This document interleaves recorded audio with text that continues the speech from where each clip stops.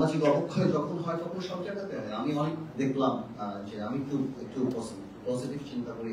আমি শিওর দুঃখ থেকে জিল্লুর ভাই বা অন্যান্য ভাইরা বলেছেন সাংবাদিকতা নিয়ে, যাই বলেন এই স্বৈরাচারী সরকারের বিরুদ্ধে গত 15 বছরে যা জানতে পেরেছি সংবাদ মাধ্যমের মাধ্যমে জানতে পেরেছি, অন্যভাবে কিন্তু পারিনি। এই কাজসাট করে যেভাবেই হোক, ভয় ভীতি দালালি যাই হোক, কিন্তু 12টা পর্যন্ত সংবাদ দিয়ে তারপর হয়তো দালালি করেছে, কিন্তু পেয়েছি, আমরা পেয়েছি। হয়তো এখন জিল্লুর ভাই বলেন বা অন্যরা বলেন আমরা যদি ওই স্ট্যান্ডার্ড ক্রিয়েট করতে যাই, of course not everyone is same. এই কারণে জিল্লুর ভাই বা রোমিও ভাই সবাই তো আর একরকম হয় না, বাট আই এম শিওর আরো ভালো হওয়া যায়। বাট এগেইন করেক্টলি সে এক একটা বড় বড় কোম্পানি এক একটা প্রজেক্ট হলো এইসব টেলিভিশন কোম্পানি বা পত্রিকা কোম্পানি, যেটা তারা নিজেদের ঘুষের রেট কমানোর জন্য অনেকে বানিয়েছে, অনেকে ব্ল্যাকমেল করানোর জন্য অনেকে বানিয়েছে, অনেকে গ্যাস লাইন কেটে দিবে, বিএটি কেটে দিবে, এটা বাড়িয়ে দিবে, এআইটি বাড়িয়ে দিবে, তাদেরও অনেক কিছু আছে। বিজনেসম্যান উইল থিঙ্ক অ্যাবাউট মানি। এবং আমরা এবারও দেখেছি যে বিজনেসম্যানদের যখন আপনার এই সরকার 2024-এ দামি নির্বাচন করার থেকে গেল, বাংলাদেশের অনেক প্রতিষ্ঠিত বড় বড় ব্যবসায়ীদেরকে দেখেছি যে তারা যখন এই বুঝে গেল যে আর হয়তো কোনোদিন ক্ষমতা থেকে যাবে না, 2041 বা প্রধানমন্ত্রী তো যাবেই না, প্রধানমন্ত্রী দেখা যাবে যে 90 বছরের পরে আইসিইউ থেকে আরো 10 বছর থাকবে, হ্যাঁ ইট ডাজন্ট ম্যাটার, কিন্তু তারপরে কে আসবে তারা ঠিক করা আরম্ভ করে দিলে, এরপরে আসবে এবং প্রধানমন্ত্রীর কোনো অল্টারনেট নাই। তখন কিন্তু আমরা অনেক বড় বড় প্রতিষ্ঠিত ব্যবসায়ীদের দেখেছি যে কিভাবে তার আউট অফ দ্য বক্স যে প্রধানমন্ত্রীকে মা ডাকছে বা যেটাকে আমরা বলি চাটুকারিতা করছে এবং কিভাবে নিজেদেরকে নিয়ে দিচ্ছে। তো তারা হয়তো সেটার কথাই চিন্তা করেছে। তো আমি কাউকে ছোট করার কথা বলছি না, আমি ইমান হালকার কথা বলছি আর কি। অনেকে এরকম মনে করেছে যে আমরা এই সব প্ল্যান করে ফেলবো আর করে কেউ না, আর কোনো কিছু হবে না, তো সেখান থেকেই হয়তো এটা। এখন বাস্তবতা নিয়ে অভিজ্ঞ কথা বলি, অনেক কথা হয়েছে। দেখুন আমি জেল থেকে বের হওয়ার পরে 5 তারিখের পরে আমি একটা মাত্র শোতে গিয়েছিলাম। আমি এরপর 1.5 মাস কোনো শোতে যাইনি, আজকে 1.5 মাস আমি যাই না, বিকজ আমি পার্সোনালি বিলিভ করি এবং প্রথম থেকেই বলি আমি যে এই সরকারকে আমাদের সুযোগ দেওয়া দরকার। এই সরকার আসছে, এই কারণে আমি বিং আ পলিটিশিয়ান, আমি আমার জায়গা থেকে জানি কোনো রং মেসেজ না যায়, এই কারণে আমি কথা বলা থেকে বিরত থাকি। কারণ আমি কথা বললে তো আমি যেটা ফিল করি সেটাই আমার বলতে হবে। আজকে আমার কিছু বলতে হবে, জিল্লুর ভাই আমাকে ইনভাইট করেছেন। আর আরেকটা ব্যাপার হলো যে আমি শ্রদ্ধা রেখে বলছি যে আমি এই সরকারের আশা করবো, যেটা কাউন্টারের শুনে বলি, যে ওনারা যাতে এটাকে পজিটিভলি নেয় আমরা যে কথাগুলি বলছি। প্রথম কথা হলো আমি যেটা করি, সরকার নামানো আর সরকার চালানো এক জিনিস না। সরকার নামানো আর সরকার চালানো এক জিনিস না। এই সরকার প্রথম যে জিনিসটা ভুল করেছে যে এই আন্দোলনটা শুধুমাত্র বৈষম্য বিরোধী ছাত্র আন্দোলনের ক্রেডিট হিসেবে নিয়েছে, which is not right. এটা 15 বছর 17 বছরের মানুষের ক্ষোভ, প্রত্যেকটা শ্রেণীর মানুষ বিগত সরকার দ্বারা এফেক্টেড। কেউ ডিম খেতে হয়েছে আপনার বেশি দামে, কেউ মাছের চেহারা দেখে নাই তেলাপিয়া মাছ খেতে হয়েছে, কেউ চাকরি হারিয়েছে, কেউ পত্রিকা খুলে দিয়েছে লক্ষ কোটি টাকা পাচার, কেউ হয়তো গুম হয়েছে, তার আত্মীয় স্বজন গুম হয়েছে, কেউ হয়তো ভোট দিতে পারে নাই, কেউ হাজার প্রবলেম। এই কারণে এই এবং বিভিন্ন ভাবে যখনই মিশুক মনির থেকে আরম্ভ করে যত আন্দোলনই হয়েছে এবং যত নিরাপদ সড়ক বলেন যা যা হয়েছে, সরকার খুব সুন্দর করে আন্দোলনগুলিকে আলাদা আলাদা ভাবে ঠিক করেছে। এই একটা আন্দোলন যেখানে আমরা সবাই এক হয়ে যেতে পেরেছি। কোন না কোন কারণে আমরা একটা থ্রেড, একটা সুযোগ মধ্যে, যেহেতু ছাত্র এটাও কোথা থেকে আরম্ভ হয়েছিল, তার একটা পার্টিকুলার একটা কারণে আপনারা সবাই জানেন এটা। এবং তারপরে কিন্তু যখন রক্তের বন্যা হয়ে গেল এবং মানুষ মারা আরম্ভ হলো এবং আস্তে আস্তে আমরা সবাই এটার মধ্যে ঢুকে গেলাম।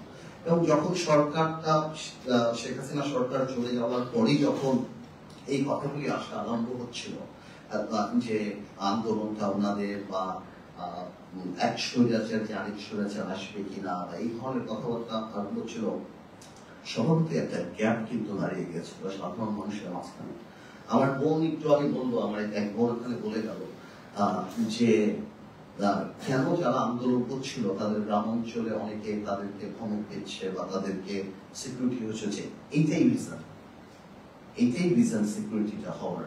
Because you have to understand that we are organised political parties. আমাদের মাইন্ডসেট গ্রামের মাইন্ডসেট এক না। আপনি ভোলাতে যে আমার বাড়ির সামনে আমাকে গালি দিতে পারবেন না, তার রাইট অর রং অন্য কথা, but it's not the culture. Culture and democracy যখন বাধে, culture prevails. I am not getting the argument এটা রাইট অর এটা রং। আপনি বাংলাদেশের কালচারে খালেদা জিয়া বা শেখ হাসিনা আমার বাড়ির সামনে যে আমাকে গালি দিতে পারবেন না, আমার দারোয়ান এসে আপনাকে মারবে বা ধমক দেবে বা লাঠি দিয়ে বাড়ি দেবে, এটাই কালচার। আমরা এখানে যেটা করি আর গ্রাম অঞ্চলে যেটা হয় বা আমাদের যেখানে আমরা ডিপলি রুটেড সেখানে হয় না, সেটা হবে না।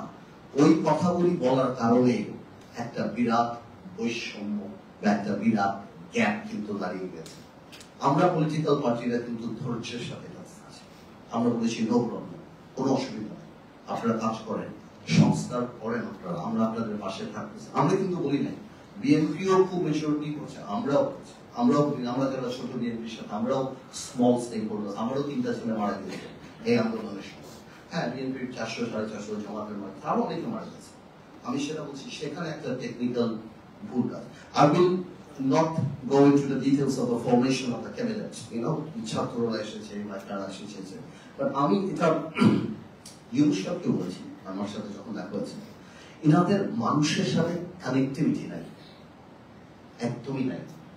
They may be very capable, ওনাদের নিজস্ব জায়গাতে they may be very capable, they have requisite expertise, তারা হয়তো নিশ্চয়ই ভালো কেউ হবে, বাট মানুষ ওনাদেরকে চিনে না। বাংলাদেশের মানুষ চিনতে চায়, ফেল করলে গালি দিতে চায়, ভালো করলে প্রশংসা করতে চায়, এখানে কেউ চিনে না। রিজওয়ানা থাকলে ভালো হতো, পলিথিন সরাইতেই সরকার আসে নাই। টেবিলের উপরে জগ থাকবে না প্লাস্টিকের মগ থাকবে, এটা কোনো বিবেচ্য বিষয় না। এটার জন্য এটা কোনো পরিবর্তন না। কোন পুলিশের জার্সি চেঞ্জ হবে না, পুলিশের লোগো চেঞ্জ হবে, স্টেডিয়ামের নাম পরিবর্তন হবে, এগুলি মুখ্য ব্যাপার না। মুখ্য ব্যাপার যেটা, সেই সংস্কারের এখন পর্যন্ত আমরা রোড ম্যাপ পাইনি, আমরা জানি না, আরম্ভ করছেন, তার উপরে ডিপেন্ড করবে কবে যাবে। তবে আমি মনে করি এমন মানুষ সরকারের থাকা উচিত যাদের সাথে মানুষের কানেক্টিভিটি আছে। Either that could be politician, সমাজে গ্রহণযোগ্য, অর সামাজিক জায়গা থেকেও যদি আসে, যাদের সমাজে অবস্থান আছে, মানুষ যাদেরকে চিনে। বিকজ সিইও টাইপ ভালো, অফকোর্স সিইও টাইপ যারা থাকেন, আমি কাউকে ছোট করছি না, তবে ব্যুরোক্রেটিক বা সিইও যারা থাকেন, ওনাদের সাথে সাধারণ মানুষ, ওনাদের যে সিদ্ধান্ত নেওয়ার প্রক্রিয়া, সেটাতে একটা হার্শনেস থাকে। সেই হার্শনেসকে মিটিগেট কমিয়ে আনার জন্যই পলিটিশিয়ানের দরকার হয়। পলিটিশিয়ান সে হার্শনেসটাকে, আজকে গার্মেন্টস গন্ডগোল একটা শ্রমিক নেতা নাই যে তাদের সাথে যে কথা ফেল করুন, নো প্রবলেম, ফেল করুন।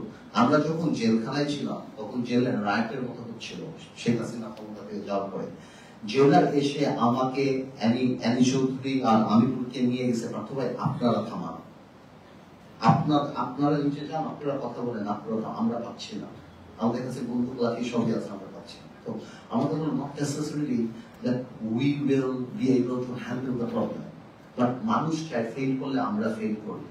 তো আমার মনে হয় এখনো আমরা চাই এই সরকারটা ভালো করি। আমি ওরকম বলবো না যে এই সরকার যত সময় লাগে তত সময় থাকুক না, সেটা কোনো কথা হতে পারে না। এবং সরকারের আমাদেরকে বিশ্বাস করতে হবে, কারণ আপনি এমন কোন আইন বানাতে পারবেন না যে আইন আমরা পরিবর্তন করতে পারবো না। সো আমাদেরকে কিন্তু আপনাকে বিশ্বাস করি, পলিটিশিয়ান, আমি আমার কথা বলছি না, আমাদেরকে কিন্তু আপনারা বিশ্বাস করতেই হবে। আমরা যারা রাজনীতি করি, বাইরে সে যদি ডেমোক্রেসি ফেরত আসে, আমরা যদি পার্লামেন্টে যাই, বিএনপি যদি কাউকে ক্ষমতা যায়, আপনার সবাইকে বুকে নিয়ে কিন্তু কাজ করতে হবে যদি আপনি সাস্টেইনেবল জিনিস চান। আর আপনারা যদি মনে করেন যে 100,000 পর আরেকশো আসলেই যদি বিলিভ করেন, তাহলে আপনারা দল গঠন করেন, আপনারা আসেন, আপনারা রাজনীতি করেন, আপনারা দেখেন রাজনীতি কেমন, তাহলে বুঝা যাবে। আপনারাও যেমন এক ভোট আছে, বাংলাদেশের মানুষেরও এক ভোট আছে। আপনারা দল করেন, আপনারা ভালোভাবে করেন, সংগঠন করেন, তারপর আপনারা বুঝবেন যে রাজনীতি কি। আর একটা অ্যাক্টিভিজম মানে হঠাৎ করে একটা ঘটনা ঘটানো বা এটা সেটা কি। বাট এই ধরনের কথাবার্তা যখন আসে আমাদের পলিটিশিয়ানদের জন্য এই জিনিসটা একটু কষ্টকর হয়ে যায়, আমাদের কষ্ট লাগে।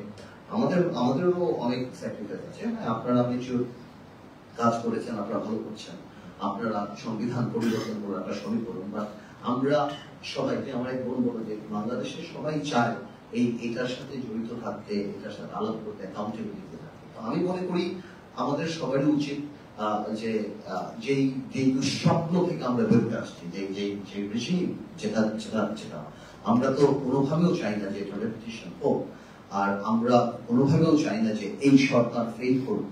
So we are here to help this government, provided that the government feels that help is required. এটা আমাদের জন্য অনেক ইম্পর্টেন্ট। আমি আর বেশি সময় নেব না, আপনাদেরকে অনেক অনেক ধন্যবাদ। এবার আরেকজন রাজনীতি